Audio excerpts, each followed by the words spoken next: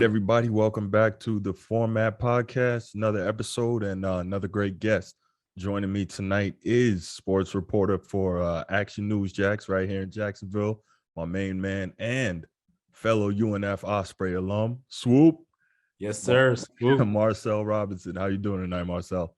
I'm doing good, man. Always great to jump on with a fellow Osprey out here doing big things in the community, man. I'm doing good. Yes, sir. Yes, sir. So, definitely want to talk some NFL with you. I know you cover the Jags closely. Obviously they're going to have the number one pick in the draft coming up. They're coming off clearly a horrendous season, a lot of craziness with the former head coach and his staff, and now we've got a totally different regime in town. So first, just talk to me briefly. We've seen the articles, we've seen a lot of the news coverage and all that. What do you think was the biggest thing that went wrong last year, and why Urban Meyer was so unsuccessful as an NFL head coach? I kind of predicted that move wasn't going to work and that it was more an attention grab and a chance and opportunity to fill seats. We know Urban Meyer is a legend in this area after winning 2 championships with the Gators years ago. But why do you think that it was such an incredible and epic failure? I mean, to be completely honest with you, I mean, I would say that the root of it is just, the miscommunication and to be honest with you, the poor connection between, Urban Meyer and the players. I mean, obviously you just mentioned it yourself. This is a guy that Urban Meyer, who's basically, prior to his stint with the Jaguars, was associated with winning. The guys won, at Florida, the guy won at Ohio State, and just that he had that winning pedigree. But every college coach that comes to the NFL doesn't exactly, equate to winning in the NFL. It's a different breed. I think it's even more of a different breed now in the NFL in terms of just kind of the way you can handle and manage things between college and the NFL than it was when he was a coach.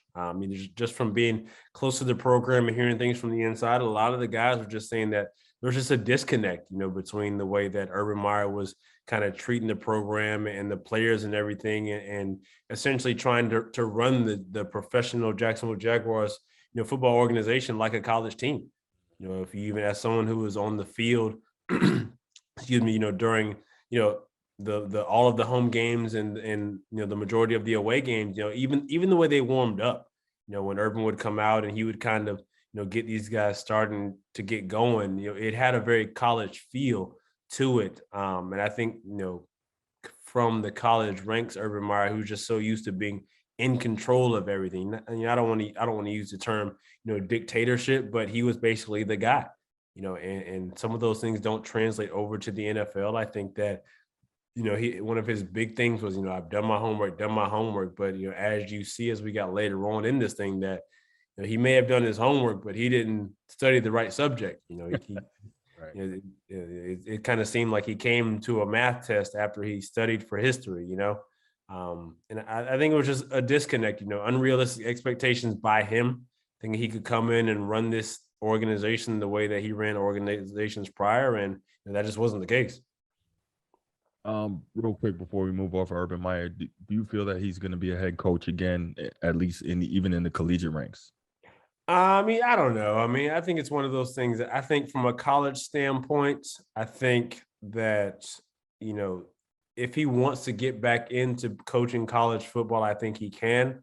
I mean, we've seen the way the NFL works. It's a very, very, very exclusive club. Even most of these coaches, the NFL coaches we have now, they're guys who have been other places or that have been assistants in other places. It's a very tight-knit community.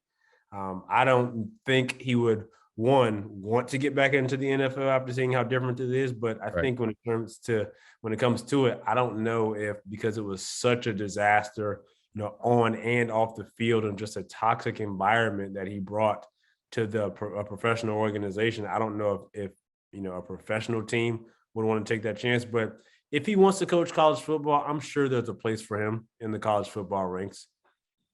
Okay.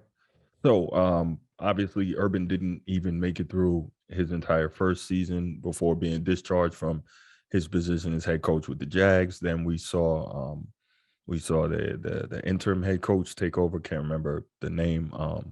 But even beyond that, Darrell Bevell. Thank you, Darrell Bevell. Right. So Bevel took over, and then you see this offseason there was a quote unquote coaching search, which ends in Doug Pederson, former Super Bowl winning champion, head coach with the Eagles. And that's cool. But prior to that, and I want to get your thoughts on this, we saw that Jags offensive coordinator Byron Leftwich was really in the mix for this position. However, he did not want to work with Trent Baalke.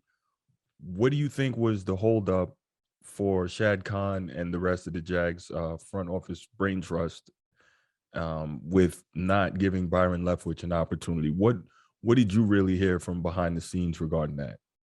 I mean, it's tough with that situation, obviously, because, for me, not being firsthand in their meetings and everything, but from everything that we've heard, we've heard the reports of, Byron was offered the job, or he was close to being offered the job, or he was, the guy, he was their guy, but the stipulation was not wanting to work with Trent Baalke, and wanting to bring in Adrian Wilson, I believe, from Arizona to be his general manager. And I think ultimately the main hiccup, if there truly was one, was the fact that, and Byron's not the only one, allegedly Nathaniel Hackett was the same way, not wanting to work with Trent Baalke, and for whatever reason, Shad Khan's loyalty to Trent Baalke runs very thick, why, or for whatever reason that is, obviously that's to be determined. But I think that between Byron Leftwich, there was just a disconnect there, like him saying, it's very clear that he didn't want to work with Trent Baalke. Now, whether that was a determining factor of him being offered or accepting the position, or if that was like, I'll come if he's going type of ultimatum type of situation, I can't say for certain, but that is something that we'd heard.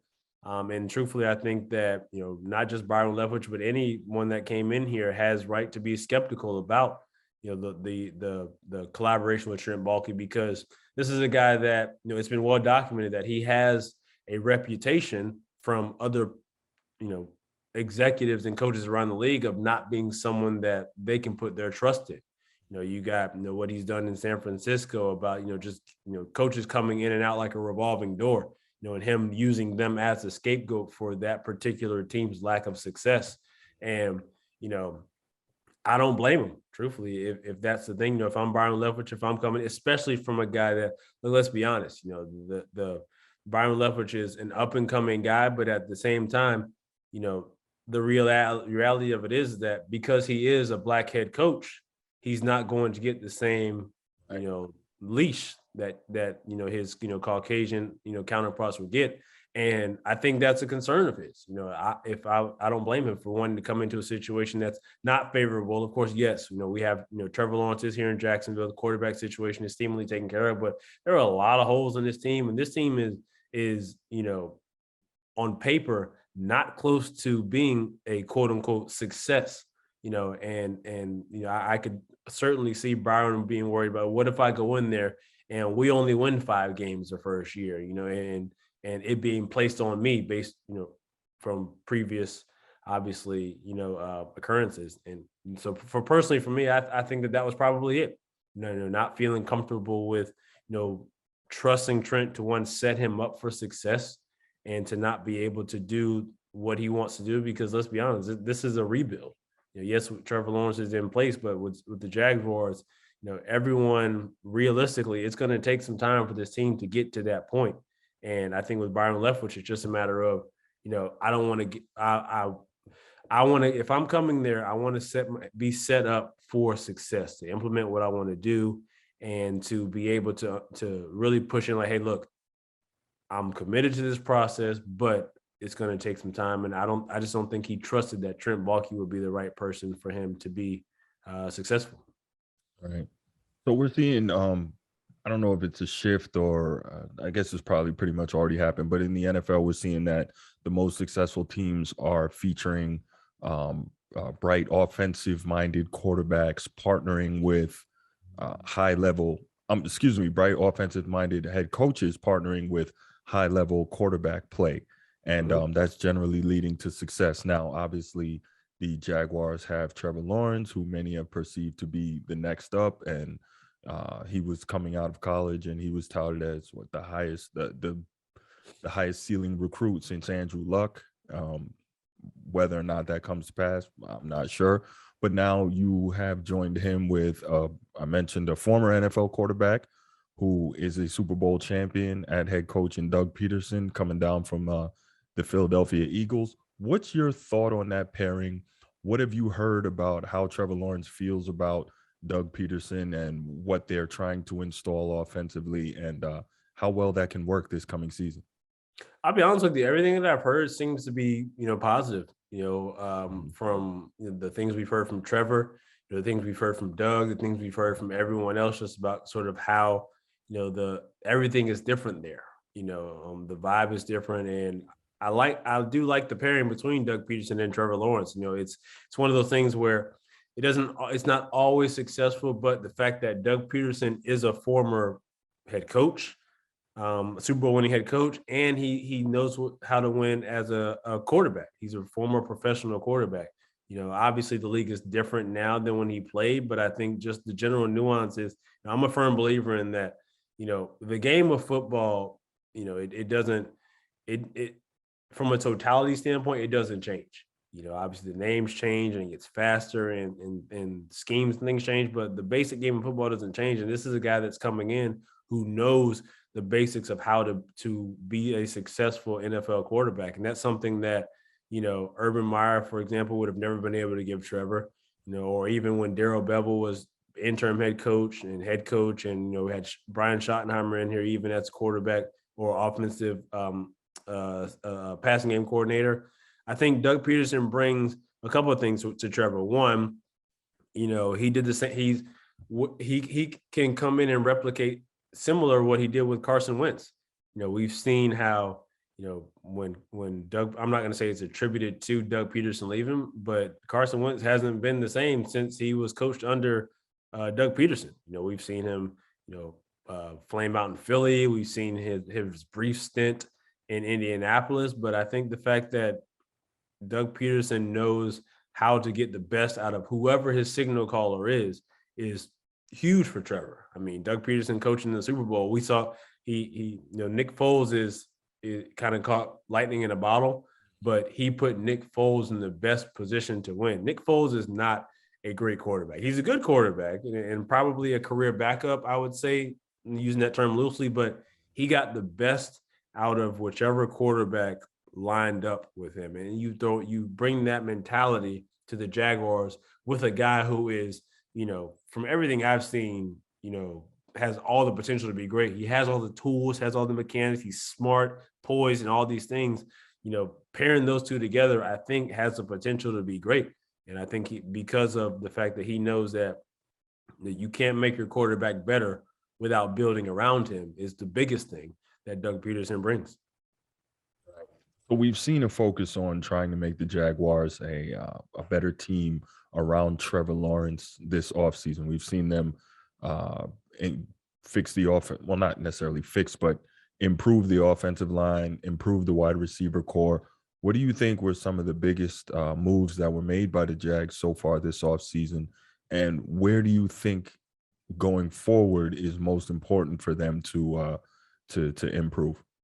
I think the biggest thing they could have done was going out and get Brandon Sheriff from Washington. I think Mhm. that was obviously the biggest move they done. The sexier thing people would say is Christian Kirk, getting him a playmaking wide receiver, and then just kind of going out to get weapons, finding him a tight end and Evan Ingram, who's look, let's be honest, Evan Ingram has not shown that he's an elite tight end, but he's shown to be serviceable. He's had some problems, staying healthy and catching the ball, but he's a serviceable guy and an option. But I mean, I think the biggest thing is, working on that offensive line. That was one thing that when Doug Peterson, we talked to him sort of, off to the side, he said, like, this team needs to be fixed from, the inside out, from the front back, essentially, and priority number one is protecting Trevor Lawrence. I mean, we've seen guys quarterbacks who are throwing to, let's be honest, just average guys, and been able to be successful because of the people that the protection they have around them, whether that be the backfield or up front. Let's be honest, this is an offensive line that has not been great. They've been terrible at times. They've played good a lot better than most people will give them credit for. But this is an offensive line that has not been great. And protecting Trevor Lawrence is the biggest thing. It's one of those things where you can get, if you can give this guy 3-4 seconds back there, 5 seconds, with an average crop of pass catchers and playmakers, this guy can do some damage. He did it last year. He's throwing to Marvin Jones and Laviska Shenault, who hasn't had that breakout season, and Jamal Agnew before he got hurt. This is a guy that used to be a defensive back. And just kind of like fill in the blank tight ends. This guy is making plays with these guys when he has time to do these things. And I think that's why I would say, working, Brandon Sheriff is probably the biggest signing. And the best thing that they can do for Trevor is really addressing that offensive line play. Because this guy was running for his life a lot last year. This guy was on his back a lot last year. He was making something out of nothing a lot last year. And just seeing it up close, like even when he's had guys running wide open down the field, which everyone wants to point out, this guy's open, this guy's open, this guy's open, but he's running for his life. This is the type of guy where if you give him some time back there, he's going to rip people apart.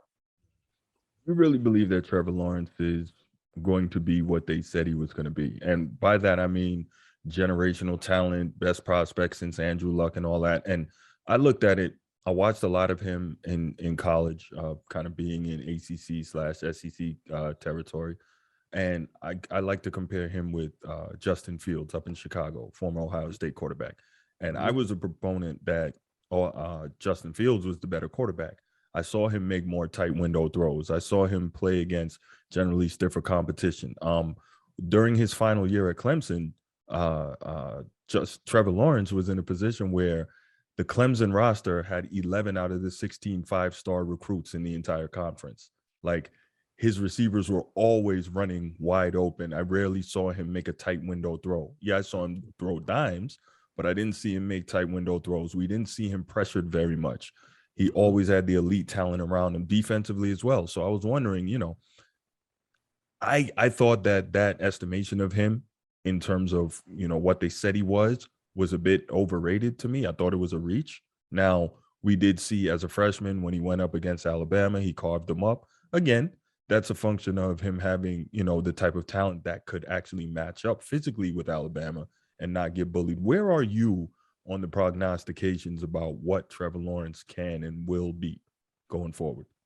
I tell you what, it's funny you say that because when he was first coming out, I thought the same thing, watching a lot of Clemson tape, taking away, the couple of games against Ohio State and obviously Alabama, but most of his tape was just that. You have guys like, Travis Etienne out the backfield or running jet sweeps or Justin Ross. And a lot of these guys were wide open. A lot of his tape was drop back and deliver a guy that's running a slant or a post pattern, but there's not a defender within like 4 or 5 yards of him.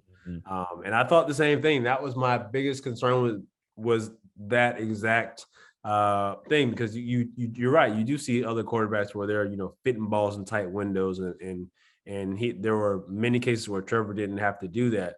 But at the same time, the ability to make a lot of those throws too was a big deal. And I saw him in clutch moments, and it's one of those things where you could always tell that he had the ability to. And I feel like sometimes we get in the habit of saying, well, because he didn't do it, we can't tell ourselves that we have to be careful and not, allude to the fact that just because he didn't do it, because he didn't have to do it, doesn't mean he can't do it per se. But Trevor Lawrence made some plays and some throws last year that I don't think really, get as much credit as they deserve. Even drives that were unsuccessful. The one that sticks out to me immediately is the play he made in the Indianapolis game. I was on the field. It was a terrible snap, high snap, bounced off, right, essentially off his face mask, off his hands, went high in the air. He turned around, caught the ball, had his back to the defense, and everyone knows if a quarterback turns his back to a defense outside of a play action pass, it's typically a sack or a dead ball. This guy tracked the ball in the air, found it, turned around. I can't remember the Colts player coming off the edge, but it was coming full speed off the edge. And he delivered a perfectly accurate ball to Marvin Jones for a touchdown. And he had plays like that all season. The play, there was also a play in Cincinnati. A deep pass he threw to Jamal Agnew, a deep pass to Laviska Shenault. He's made throws throughout the entire season. Obviously, in training camp and in practice, we all saw it. But on the field, this guy has made some plays and some decisions and throws that we haven't seen here. I mean, I'm safe to say maybe ever. And a lot of those, throws, some of them were drops. Let's be honest. Trevor Lawrence had a lot of throws that were great plays, great reads, and everything, but it didn't connect on the opposite end.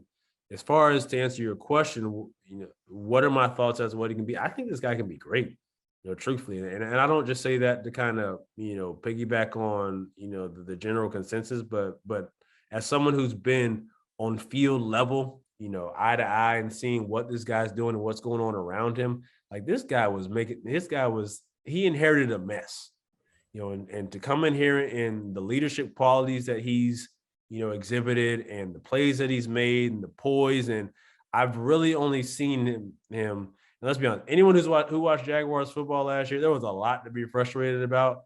I only saw this guy, slightly lose his poise in frustration maybe a couple of times. And I think that speaks a lot to, for him to be able to stay consistent and stay poised in these situations. And he can make any throw on the field. He's athletic. Is he going to outrun, a defensive end or a weak side, strong side linebacker for 40 yards? No, but he doesn't need to.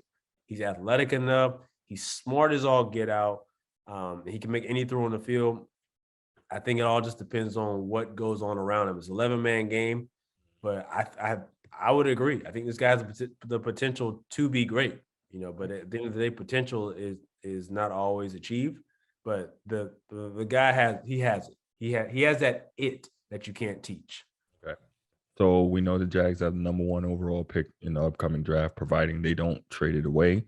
What's your feeling, or what are you hearing about what they might do with it? Obviously, I'm pretty sure they're keeping that pretty close to the vest, as is normal practice around draft time. But have you heard anything that might give us an idea of where they might be leaning with that pick?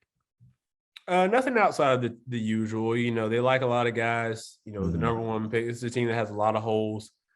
They like a lot of guys. They've been kind of shuffling some guys in on visits and talking to a lot of guys, doing their due diligence. I think, obviously they can go. There's a lot of different ways they can go. Of course, the whole Cam Robinson thing, that plays a factor, whether they go offensive line or not, whether it is Evan Neal or Icky from NC State. Obviously, Hutchinson from Michigan. He's been the pick, the number 1 pick for quite some time now. And there's a little bit of speculation on that. And just as any number 1 pick, people are going to find something to pick apart to say, why shouldn't he be the number 1 pick? And I've heard Trayvon Walker, obviously from Georgia.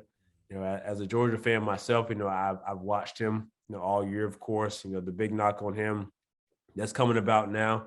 He kind of caught a little bit of a jump, caught some momentum because of his combine workouts and showing out. But one of the knocks on him is that he was a member of an elite defense that had 11 guys that were really playmakers. But as far as if they stay at number 1, I mean, it's one of those things where you have to be careful because you absolutely can go wrong. But I think this team has so many holes that whoever they pick, I think as long as they have to be a difference maker. Like that's the one thing you hope you don't get many chances. You don't want many chances to be the number 1 overall pick, but when you do, it has to be a guy like a Trevor Lawrence of last year. This has to be a guy that's going to make an immediate impact and continued impact from years to come. I'll be completely honest. If you're asking me right now who I think they're going to pick, I think they probably go with the Aiden Hutchinson from Michigan. And I don't say that reluctantly. He's a good player. I think he's a good player. I think it's fair for people to wonder, if he's, is he JJ Watt? Is he one of the Bosa's? Is he, you take it back to like a Jared Allen? Is he is he that guy? Because he is a guy that, based on the trajectory of his career, this past year where he was kind of showing out and doing great, he had a running mate. Obviously, and that's one of the things that some people are wondering, like, okay, well, if not for the help that he had on the other side, would he be as great as he is? And I just look at that and I say, well, if that's the case, if they draft him here, then he has that running mate here in Josh Allen, a veteran who's experienced that same situation. So, I think it's one of those. I don't think they can go wrong. I don't subscribe to the sexy pick. Everyone's saying Neal or Hutchinson. I mean, truthfully, I feel like this team has, and Doug Pederson actually said it when we talked to him one day. It's like, you don't want to, you just have to be careful to whoever you draft. You're drafting for your team. Don't worry about, what the fans or analysts or whatever are telling you to take. You're taking the top player to you.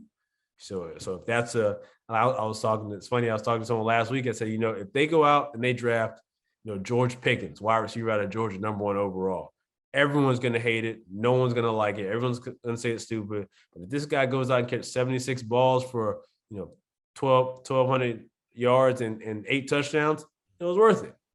It's a difference maker. So I think it's just this team has so many different holes, but truthfully, I think that Hutchinson is probably the way they'll go, just because it's one of those immediate needs that, and this guy's a playmaker. I think to your point that the Jags do have a whole lot of needs and a whole lot of holes to fill. And when you see this particular draft not having that super elite stud who is a surefire number 1, maybe you do consider trading back and getting some more picks so that you can do a better job of filling more of those holes. I don't know. This is going to be interesting to see what they do. So yeah. So let me ask you, kind of moving off the Jags a bit before I let you go. What do you think are some of the most surprising things you've seen so far this NFL offseason? Oh my gosh, this has been one of the crazier NFL offseasons It really has in a long time. I would say, I don't know.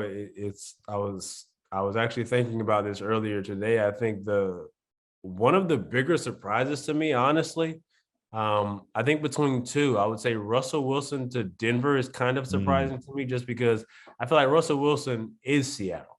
When you think Seattle, you think Russell Wilson, Pete Carroll, and you could throw in DK Metcalf in there too. But the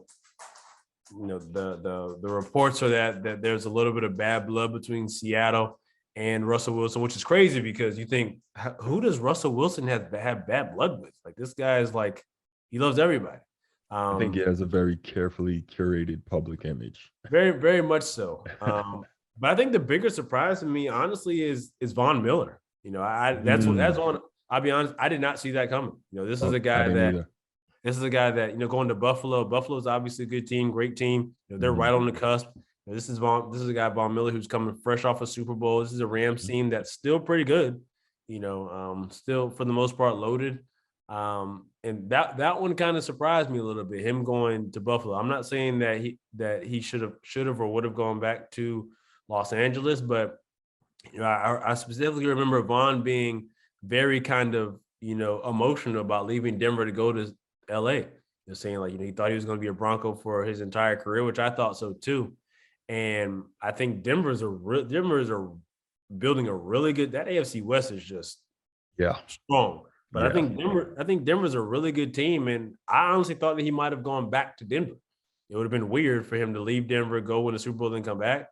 But I did not see him going to Buffalo. I mean, Devontae Adams going to the Raiders, that one not as much surprising. That situation in Green Bay was messy enough for me to say, okay, I can see him leaving. And some of these other guys, the AFC West, but I think the biggest surprise for me would definitely be Von Miller to Buffalo. That's just the one that I just didn't see coming at all. Fair enough. Last question.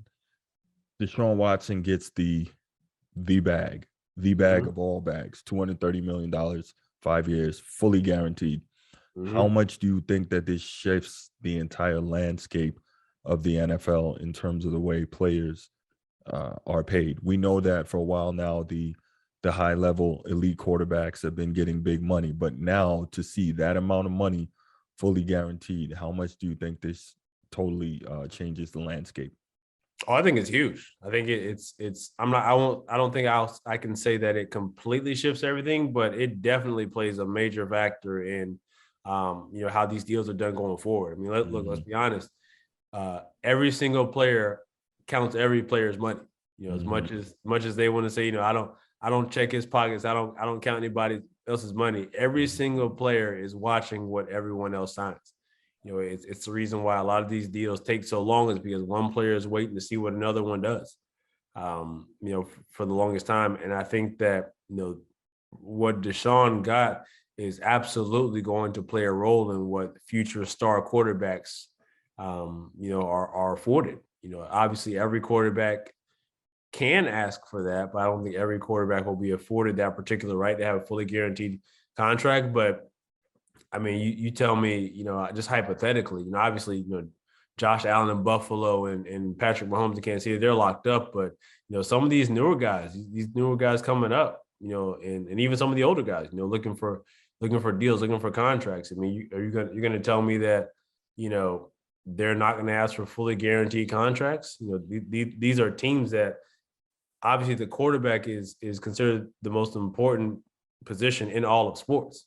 And we've seen that quarterbacks are willing to say, all right, well, if you won't pay me here, somebody else will pay me somewhere else, and I think that because that's another factor in it is that quarterbacks and just players in general are willing to say, okay, well, yeah, I've been here for, however many years, but, at this point, loyalty means less to me than securing myself, generationally, from a financial standpoint.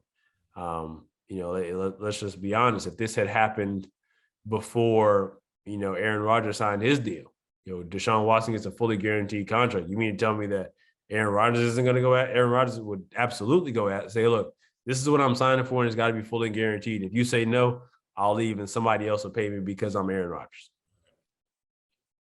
There we have it. Marcel, man, thanks for taking the time to join me tonight. Share your expertise with the rest of the viewers, listeners of the Format Podcast. Appreciate it. Don't be a stranger, man. No such thing, man. I'm a friend to all, stranger to none, man. It was good talking to you, catching up, man. Absolutely, man. Well, you have a good one. Thanks a lot. You too, my man. All right.